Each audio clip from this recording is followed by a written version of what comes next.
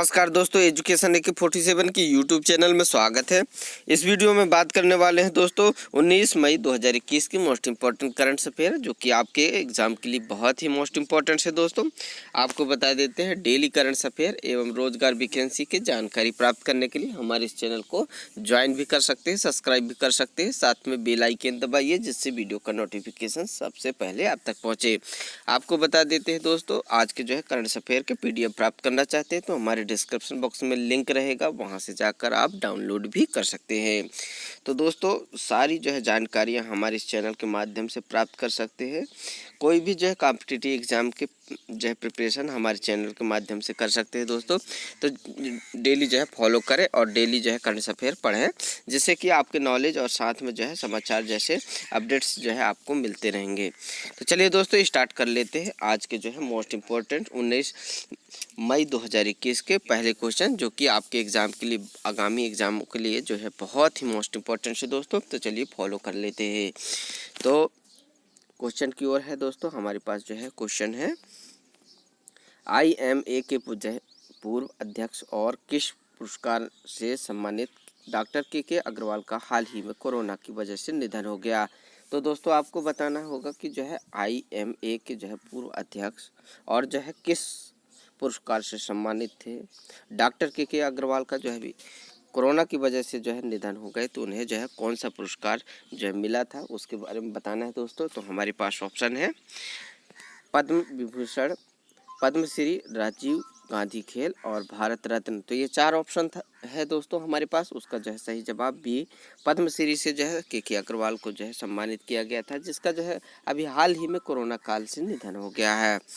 तो आपको बता देते हैं दोस्तों, इंडियन मेडिकल एसोसिएशन मतलब IMA के पूर्व अध्यक्ष और पद्मश्री पुरस्कार से सम्मानित डॉक्टर के अग्रवाल का हाल ही में 62 साल की उम्र में जो है कोरोना की वजह से निधन हो गया। बता देते हैं दोस्तों, उन्होंने जो है वर्ष 2010 में पद्मश्री से सम्मानित किया गया था। उन्होंने वर्ष 1979 में नागपुर यूनिवर्सिटी में MBBS के पढ़ाई जो है पूरी की थी। तो ये सारी जानकारियाँ आपको याद रखनी होगी दोस्तों, साथ में आपके नॉलेज के लिए भी बहुत ही इम्पोर्टेंट है और एग्ज़ाम के लिए भी। तो चलिए नेक्स्ट क्वेश्चन है हमारे पास, 39 वर्षीय किस व्यक्ति को हाल ही में जो है पाकिस्तान के नए राष्ट्रीय सुरक्षा सलाहकार के रूप में नियुक्त किया गया है। तो आपको बताना है कि वह व्यक्ति कौन है दोस्तों, जिन्हें जो है राष्ट्रीय सुरक्षा सलाहकार के रूप में नियुक्त किया गया है, वो भी पाकिस्तान के। तो हमारे पास ऑप्शन है दोस्तों मोहम्मद हाफिज, मोइद यूसुफ और मोइन अली महमूद। तो इसका सही जवाब होगा दोस्तों जो है option number B, Moeed Yusuf. तो चलिए इसके बारे में प्रमुख पॉइंट्स जो है आपके एग्ज़ाम के लिए है तो बता देते हैं दोस्तों। 39 वर्षीय जो है मोइद यूसुफ को हाल ही में पाकिस्तान के नए राष्ट्रीय सुरक्षा सलाहकार के रूप में नियुक्त किया गया है। वे जो है 24 दिसंबर 2019 से प्रधानमंत्री इमरान खान की जो है स्पेशल एडवाइज़र थे। Moid Yusuf United states institute of जो है पीस में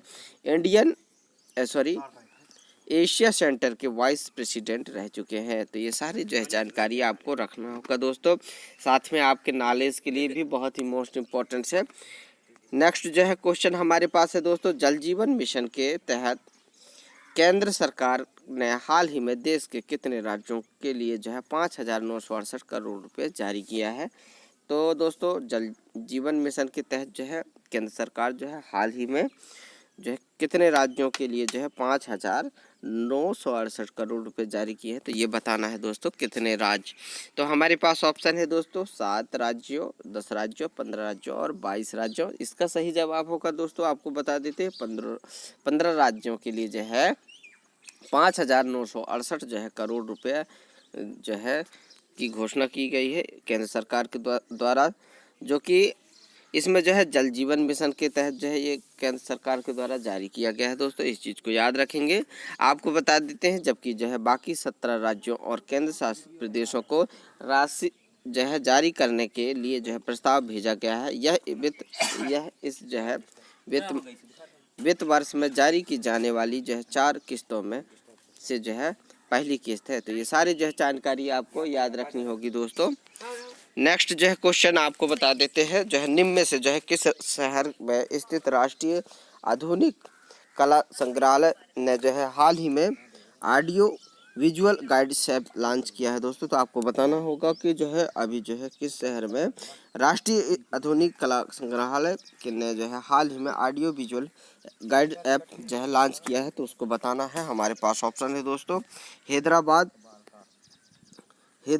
पुणे, चेन्नई और नई दिल्ली। तो इसका सही जवाब होगा दोस्तों नई दिल्ली। तो आपको बता देते हैं, नई दिल्ली में स्थित राष्ट्रीय आधुनिक कला संग्रहालय ने जो है हाल ही में NGA का जो है ऑडियो विजुअल गाइड्स ऐप जो है लॉन्च किया है, जिसके द्वारा संग्रहालय के दर्शकों के लिए जो है गैलरी में प्रदर्शित बहुमूल्य भारतीय आधुनिक कला से संबंधित उपाख्यानों और कहानियों को कहीं भी सुना जा सकता है। तो ये सारे जो है इम्पोर्टेंट पॉइंट्स आपको याद रखनी होगी आपके एग्जाम के लिए दोस्तों।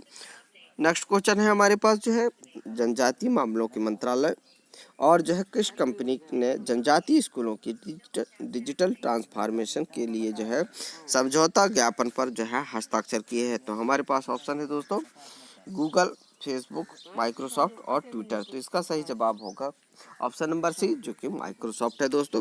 चलिए बता देते हैं आपको इसके प्रमुख पॉइंट्स के बारे में। तो माइक्रोसॉफ्ट और जनजातीय मामलों के मंत्रालय ने हाल ही में जो जनजातीय आश्रम जैसे स्कूलों डिजिटल परिवर्तन करने के लिए जो है संयुक्त पहल को लेकर समझौता ज्ञापन पर हस्ताक्षर किए हैं, जिसका जो है उद्देश्य आर्टिफिशियल इंटेलिजेंस सहित अगली पीढ़ी की डिजिटल तकनीकों में शिक्षकों और छात्रों को हुनरमंद बनाना है। तो ये सारे जो है इम्पोर्टेंट्स हैं दोस्तों, आपको याद रखनी होगी। नेक्स्ट जो है हमारे पास क्वेश्चन है, हाल ही में जो है किस मंत्रालय ने कोरोना काल में वृद्धजनों के लिए toll free helpline Elder line शुरू किया है। तो ये जो है सारे जो है पॉइंट्स आपके लिए इम्पोर्टेंट है। तो आपको बताना है कि कोरोना काल में वृद्धजनों के लिए जो है toll free helpline Elder line शुरू किया है, वह जो है किस मंत्रालय है। तो हमारे पास ऑप्शन है दोस्तों खेल मंत्रालय, सूचना और प्रसारण मंत्रालय, विज्ञान मंत्रालय, सामाजिक न्याय और अधिकारिता। तो इसका सही जवाब होगा दोस्तों सामाजिक न्याय और जो है अधिकारिता।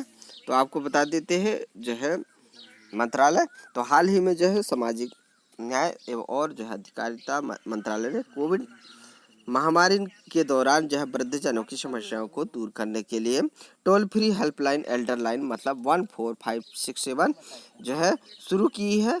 यह जो है सुविधा अभी देश के 5 राज्यों में उत्तर प्रदेश, जिसमें से मध्य प्रदेश, राजस्थान, तमिलनाडु और कर्नाटक में है, जल्द ही पूरे देश में शुरू हो जाएगी। तो ये सारी जानकारियाँ आपके लिए जो इम्पोर्टेंट है आपको याद रखनी होगी दोस्तों। चलिए नेक्स्ट क्वेश्चन की ओर बात कर लेते हैं। तो नेक्स्ट क्वेश्चन है, हाल ही में किसने उच्च शिक्षा विभाग के साथ मिलकर भारतीय भाषा को सीखने का जो है ऐप बनाने के लिए इनोवेशन चैलेंज शुरू किया है। तो ये सारी जो है इम्पोर्टेंट है दोस्तों ये क्वेश्चन। तो आपको बताना है कि सीखने के लिए जो है भाषा सीखने के लिए उच्च शिक्षा विभाग के साथ मिलकर भारतीय भाषा को सीखने का ऐप बनाने के लिए जो इनोवेशन चैलेंज किया है। तो हमारे पास ऑप्शन है दोस्तों नीति आयोग, गूगल, फेसबुक और माय गाँव। तो इसका सही जवाब होगा ऑप्शन नंबर डी, जो कि माय गाँव है दोस्तों। आपको बता देते हैं भारत सरकार का जो है नागरिक से जोड़ने का मंच माय गाँव ने जो है हाल ही में उच्च शिक्षा विभाग के साथ मिलकर भारतीय भाषा को सीखने का ऐप बनाने के लिए इनोवेशन चैलेंज शुरू किया है। यह जो है इनोवेशन चैलेंज भारत के संस्कृति विविधता को बढ़ावा देने के प्रधानमंत्री के सपने को आगे ले जाने का लक्ष्य है। तो ये सारे जो है इम्पोर्टेंट्स आपके लिए है दोस्तों, इसको याद रखना होगा। नेक्स्ट क्वेश्चन है हमारे पास कि निम्न में से जो है किस विभाग के सचिव श्री अंशु प्रकाश ने हाल ही में नेटवर्क सिक्योरिटी पर एक ऑनलाइन सर्टिफिकेट पाठ्यक्रम का उद्घाटन किया है। तो आपको बताना होगा। हमारे पास ऑप्शन है दोस्तों विज्ञान विभाग, शिक्षा विभाग, नीति विभाग और दूरसंचार विभाग। तो इसका सही जवाब होगा दूरसंचार विभाग दोस्तों। चलिए दोस्तों बता देते हैं इसके बारे में प्रमुख पॉइंट्स। तो संचार मंत्रालय के जो है दूरसंचार विभाग के सचिव और जो है डिजिटल संचार आयोग के अध्यक्ष श्री अंशु प्रकाश ने हाल ही में नेटवर्क सिक्योरिटी पर एक ऑनलाइन सर्टिफिकेट पूर्व पाठ्यक्रम का जो है उद्घाटन किया है। यह पाठ्यक्रम का आयोजन प्रशिक्षण संस्थान national telecommunication institute of जो है policy research innovation and training NTIPRIT द्वारा जो है किया गया है। तो ये सारे जो है पॉइंट्स आपको याद रखनी होगी दोस्तों। नेक्स्ट जो है क्वेश्चन हमारे पास है, जो कि केंद्रीय मंत्रिमंडल ने उत्पादन से जुड़ी किस योजना के तहत राष्ट्रीय उन्नत रसायन बैटरी भंडारण कार्यक्रम को जो है मंजूरी दे दी। ये कल का क्वेश्चन था, जिसको जो है आपको कमेंट सेक्शन में जवाब देना था दोस्तों, जो कि आपने नहीं दिए। चलिए आपको बता देते हैं दोस्तों, उसका जो है सही जवाब होगा स्वामित्व जो है योजना, आत्मनिर्भर भारत योजना, प्रोत्साहन योजना और PMKI योजना। तो इसका सही जवाब है प्रोत्साहन योजना। तो इसके तहत जो है आपको बता देते हैं दोस्तों, केंद्रीय मंत्रिमंडल ने हाल ही में उत्पादन से जुड़ी प्रोत्साहन योजना के तहत राष्ट्रीय उन्नत रसायन बैटरी भंडारण कार्यक्रम को मंजूरी दी है। इस योजना के तहत जो है भारी उद्योग मंत्रालय ने 50 जो है गीगावाट्स आवर्स और 5 गीगावाट्स आवर्स की जो है उपयोग ACC बैटरी की निर्माण क्षमता प्राप्त करने का लक्ष्य रखा है। तो इसका जो है ये प्रमुख पॉइंट था। आज के लिए जो है क्वेश्चन है दोस्तों, भारतीय रेलवे ने डिजिटल इंडिया पहल के तहत अब तक जो है कितने रेलवे स्टेशनों पर वाईफाई सेवा शुरू कर दी है। तो इसका जो है जवाब आपको कमेंट सेक्शन में देना होगा नीचे दोस्तों। आपको बता देते हैं इसके ऑप्शन है हमारे पास 2000 रेलवे स्टेशनों, 4000 रेलवे स्टेशनों और 6000 रेलवे स्टेशनों और 8000 रेलवे स्टेशनों। तो ये इसका जो है जवाब आपको नीचे कमेंट सेक्शन में देना होगा। और दोस्तों वीडियो आपको पसंद आई हो तो लाइक कीजिए, शेयर कीजिए और दोस्तों को भी सब्सक्राइबर बढ़वाइए दोस्तों। वीडियो देखने के लिए बहुत बहुत धन्यवाद। आज का दिन शुभ हो।